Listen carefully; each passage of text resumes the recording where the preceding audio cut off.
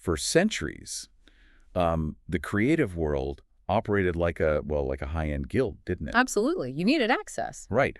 Art belonged to people who, had the training, could afford the materials, Yeah. spent years just mastering the technical side, Yeah. painting, music, coding, animation. Years of practice, the sheer execution. Exactly. Yeah. But now, now that requirement for all that technical labor seems to have been fundamentally shattered. It really has. It's a massive shift. We're talking about something so big that just with a few words, a text prompt, anyone, literally anywhere, can suddenly whip up a complex building design or a piece of music or even a film concept. Instantly. It's quite incredible. So artificial intelligence, it hasn't just given us better tools, has it? It feels like it's fundamentally democratized who even did to be a creator. And that's precisely it. That redistribution of creative power. That's what we're diving into today. No. It's not just about making things faster, though that's part of it. It's really about a huge change in cultural access. Who gets to participate? And our source material for this discussion. Yes, it's crucial for understanding just how big this is. We're working from a set of excerpts from the book AI Mastery for Professionals, specifically the chapter called AI in Creativity, Media, and Storytelling.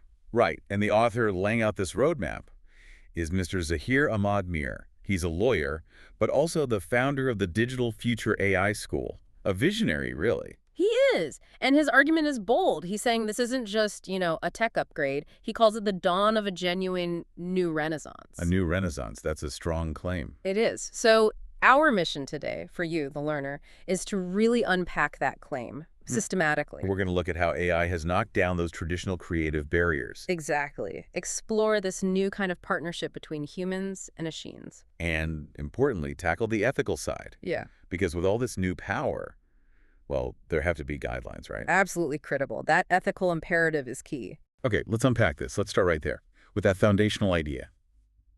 The dawn of the new renaissance.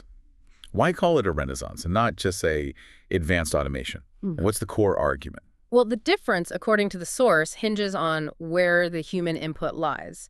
The main argument is that the creator's role is shifting decisively from being the master technician to being the master director. Okay, explain that more. The technician versus the director. Think about the historical barrier. Like if you wanted to be a pro painter, say back in the 17th century, you'd spend, 7, maybe 10 years as an apprentice? Right, just learning the craft, grinding pigments, sketching canvas, all that manual stuff. Exactly. That technical mastery was the gatekeeper, the barrier to entry. AI, it just removes the need for so much of that physical, often repetitive execution, almost instantly. So it hands the power of creation, or at least rendering, to whoever has the clearest idea. Precisely. The power goes to the person with the conceptual clarity, the vision.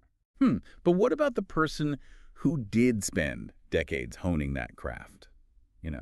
The painter, the animator. And suddenly, a tool can bypass all that technical skill in seconds. There must be some, friction there. Oh, absolutely. There's friction. And, we have to acknowledge the anxiety around job displacement in those traditional technical roles. That's real. Yeah. But the author's perspective here isn't that technical skills are now worthless. It's framed more as an elevation of the conceptual skills. An elevation. How so? Because the time it takes to learn the technical side of using, say, an AI art tool, we're talking hours, maybe days, not years. Big difference. Huge. And that radical reduction in the learning curve, it sort of frees the human imagination from the constraints of physical execution. It means the idea can become the form almost immediately. The idea becomes the form. I like that. And to really bring this home, this idea of unlocking imagination globally, the author uses a really powerful story right at the start. Yes, it's a fantastic anecdote to anchor the whole argument, and the location is key. Right, we're not talking about some fancy studio in Silicon Valley or London. No, exactly. He asks us to picture a young boy in Lahore, thousands of miles from those traditional sort of exclusive art hubs. And he's using what? Just a basic device, a free AI tool? That's the implication. Accessible technology, free tools. And the prompt he types in, it's not just draw a cat, it's something really ambitious. Deeply profound. Yeah. Yes, he asks for a vision of Pakistan's bright future led by ethics, knowledge, and AI. Wow. That's quite a concept to feed into a machine. And the output described is incredibly detailed, incredibly complex, hopeful. It paints this picture, futuristic cityscapes with glowing domes. Symbolizing progress, maybe? Light? Yes, light, progress. And then children coding under the sky. So education, technology integrated right into daily life. Hmm. And it's all under this powerful image of a digital crescent shining, which, beautifully fuses tradition with this high-tech future. And that moment, when this complex vision appears right there on his screen, the author highlights the boy whispering, "I made this." Yeah. That's the core of it, isn't it? The psychological shift. That's the catalyst. The instant validation of his thought, his vision. Yeah. It is the ultimate awakening, as the author puts it. And he's careful to point out the AI didn't just make an image file. Right. It validated the boy's imagination. It awakened something. Because previously, an idea like that, a national vision, would need what? Architecture skills, design skills, maybe a whole team, funding. Months, years perhaps, and huge resources. For that boy, the gap between the abstract idea in his head and seeing it represented visually, it just collapsed. To basically zero time. That's the democratization right there. That is the essence of it, giving immediate, high-fidelity form to thought, regardless of who you are, where you are, what resources you have. Those traditional gatekeepers, the ones who controlled the technical execution, they're suddenly much less relevant to the initial spark of creation. Okay, so if the execution part is becoming automated, let's dig into this new relationship. Core Insight 1 talks about the true creative partnership. If we're not mastering the brushstrokes anymore, what does it actually mean when the author says artists now direct imagination through words? It means the skill shifts, fundamentally. Prompt engineering, the art and science of crafting the text you feed the AI, that becomes the new core creative skill. So you're not mixing the paint, you're conducting the orchestra with words. That's a great analogy, exactly. Your primary value isn't your manual dexterity anymore. It's your conceptual precision, your cultural understanding, your ability to articulate complex ideas, styles, emotions. It becomes a collaboration then, human and machine. A deep collaboration. The human brings the why, the intent, the feeling, the ethical compass. The machine brings the instant rendering, the technical polish, the endless variations. And the specific tools mentioned, Midjourney, DALL, ChatGPT, these are like the key instruments in this new orchestra, enabling this across different kinds of creativity. Precisely. Midjourney and DALL, for instance, they let you visualize almost anything instantly. Narratives, styles, moods. And ChatGPT. Yeah. It's not just for writing text, is it? No, it's more like a conceptual sparring partner. You can use it to brainstorm ideas, analyze plot holes in a story, suggest different structures, generate dozens of variations on a character or a theme. So it tackles the heavy lifting, the stuff that used to take ages. Right. That bottleneck in the creative process, needing 50 slightly different character sketches or 10 visual takes on a movie title sequence, the machine can handle that bulk work. It frees up the human storyteller to focus on the really crucial part, curating the final result, ensuring it has emotional impact. This kind of instant production, it leads us right into Core Insight 2. This is where the Renaissance really hits the ground, impacting industries. The claim is staggering acceleration in production across media. Film, music, design. It's happening now. Oh, the acceleration is absolutely transformative, especially in fields where time is literally money, big money, like film and animation. Yeah. Think about pre-production. Storyboarding, concept art. Exactly. Traditionally, a concept artist might take days just to draft one single key image, one mood board. Yeah. And if the director wanted changes, you often start it over. Yeah, slow and expensive. Now, filmmakers can feed scripts, directions into an AI, like, give me 5 versions of this futuristic market scene, make one noir, one bright daylight, one super sci-fi neon, and they get these incredibly rich, diverse concepts back in minutes. Minutes. Wow. So you can basically prototype entire storyboards almost instantly. Test the flow, the feel. You can test the visual narrative, the emotional beats, long before you even think about building a set or rolling a camera. That's huge for planning and budgets. It is. And the author also touches on procedural generation, especially in virtual production, creating complex CGI worlds. Yeah, all the details, textures, environments. Imagine generating all that, every rock, every leaf, the atmospheric effects. AI models can now procedurally generate enormous amounts of high-quality digital assets based on just a few guiding rules or examples. So weeks of tedious modeling work becomes hours of conceptual direction. It lets the human supervisors focus on the truly creative stuff, the things that serve the story, rather than just filling in the background details repetitively. And imagine we're seeing a similar upheaval in music. Music production has always had its share of tedious manual processes. Highly visible in music, yes. Yeah. Composition, for one, Neural networks are getting really sophisticated.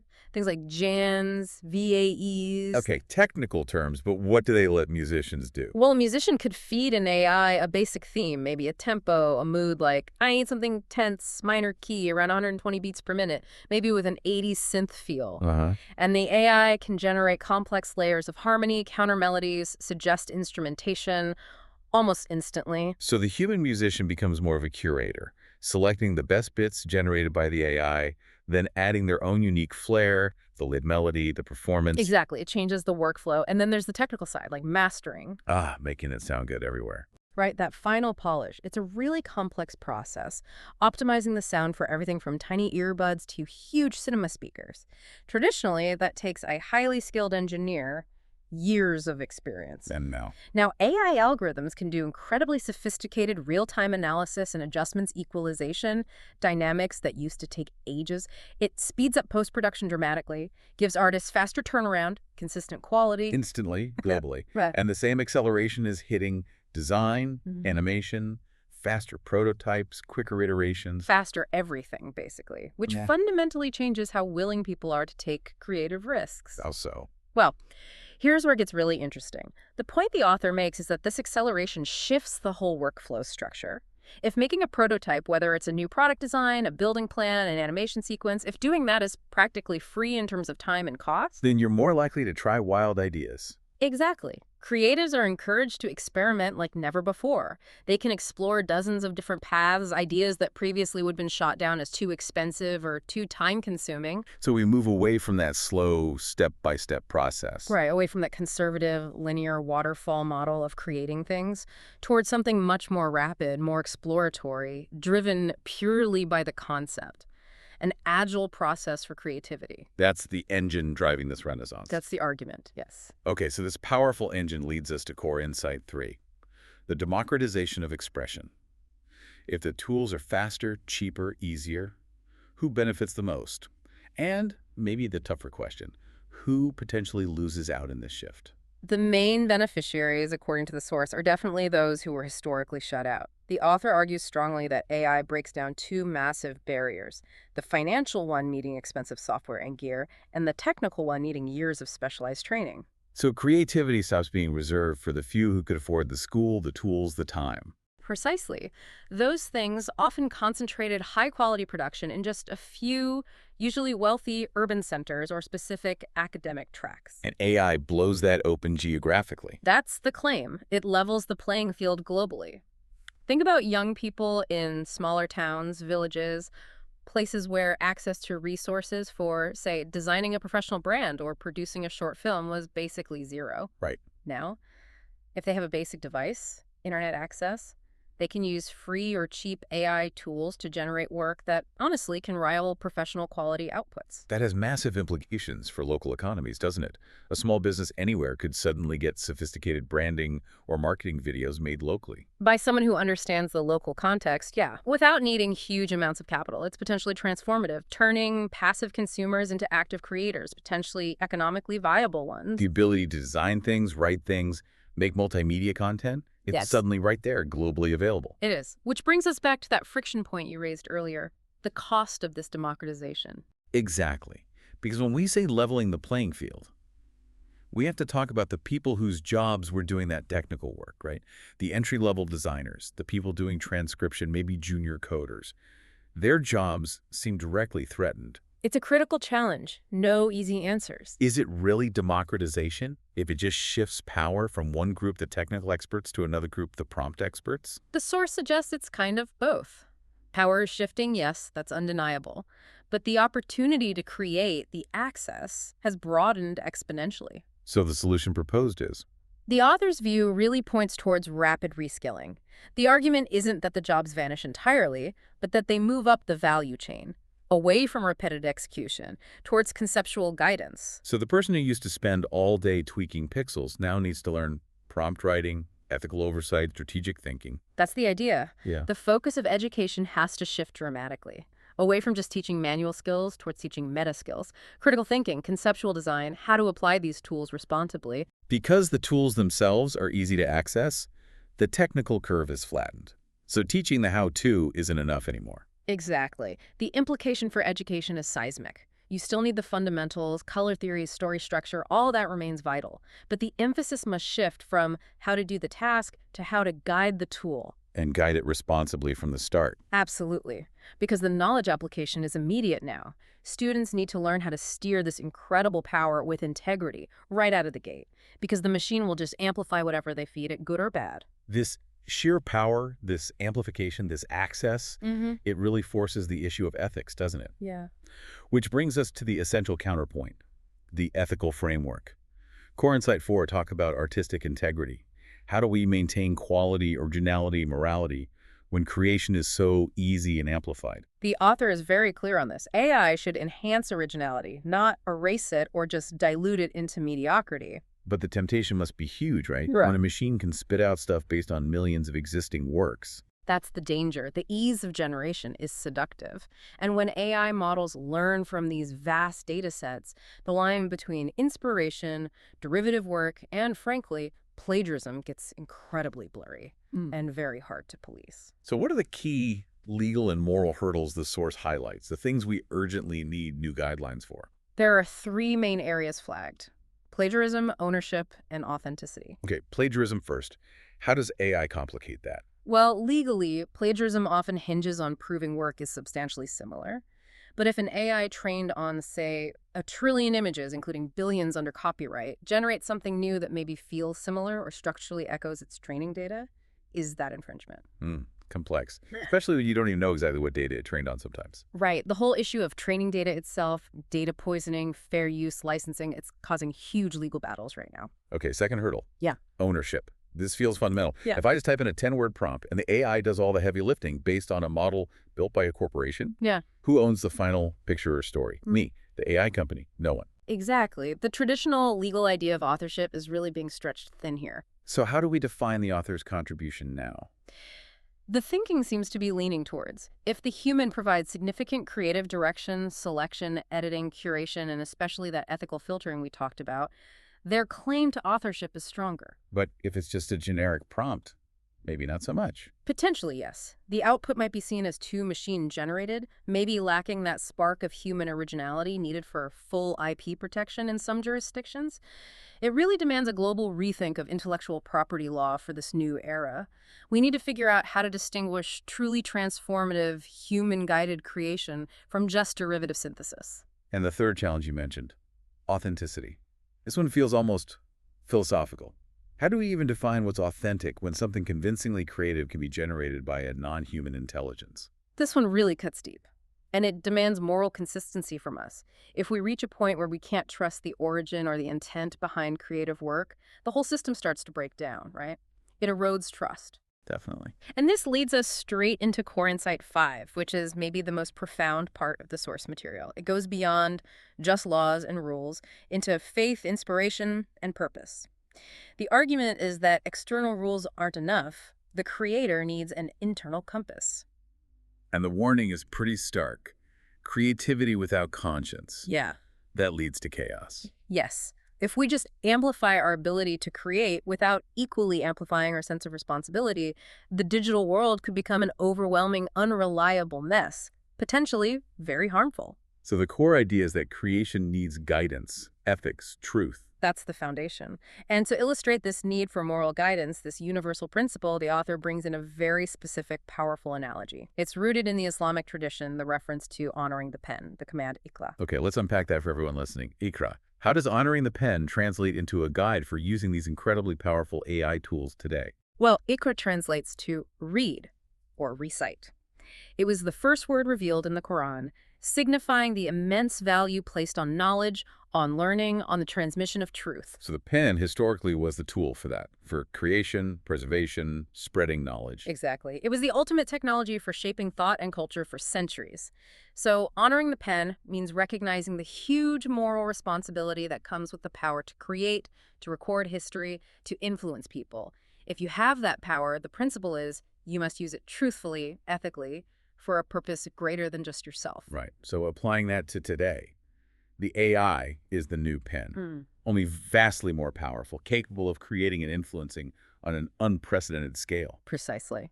The AI model is the modern pen, amplified a million times over. The universal principle holds. This incredible new power must be wielded with integrity. It's an analogy for intellectual accountability. That's it. The author uses this reference to underscore that the human intent is what provides the crucial moral direction.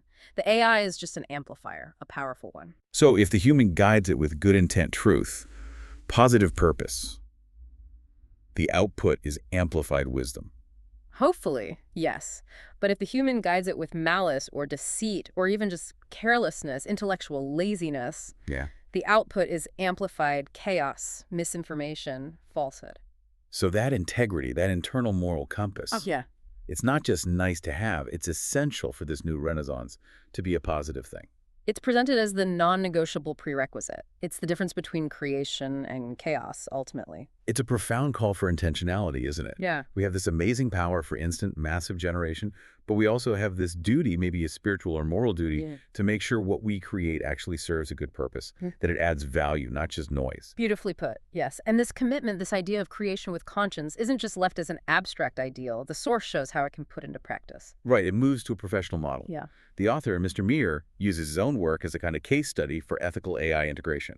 Exactly. His platforms, the AIAAW YouTube channel, Digital Future Productions, are presented as examples of how this can work. So how do they model this? What makes their approach different? It's not just that they use AI, but how they filter its use. The source describes a systematic integration of AI at various stages: writing, design, multimedia storytelling, but always with this rigorous, conscious checkpoint. So AI for efficiency, for scale. But humans firmly in charge of the direction, the message, the ethics. That's the core. They use AI tools, but the final narrative, the core message, the values embedded in the content, that's all human curated and ethically guided. The source uses a specific phrase: art with direction, creation with conscience. What does that look like in a practical workflow? Is it like a checklist? It implies a proactive ethical filter. Before they finalize an AI prompt or use an AI-generated output, there's a conscious check. Does this respect ownership? Does it align with truth and positive values? Is the intent behind using AI here transparent and justifiable? To ensure the final output maintains, as the source says, spiritual depth and moral purpose. Right. So for any professional listening, the model suggests that every piece of content you create, amplified by AI, should still be a clear reflection of your core values. Not just machine-generated stuff to fill space, but principled creation with impact. That's a really valuable template for anyone navigating this space. Use the power, yes, but use it to achieve something meaningful, not just as a shortcut. Exactly. And that template helps us tie everything together now. It helped answer that big question we started with. So what does all this mean for the future of creativity? Okay, let's distill it down. What are the 3 big takeaways for you, the listener, from this deep dive? Okay, first, the fundamental engine of change. AI doesn't replace human creativity, it multiplies it. It takes our imaginative capacity and gives it massive reach, letting ideas become real instantly, globally, cheaply. Second takeaway, the shift in mastery. It's moved away from pure technical skill. The real artist now, in this context, is the one who can guide imagination with clarity, with vision, and crucially, with ethics. Value comes from intent and moral direction, not just manual labor. And the third, overarching point.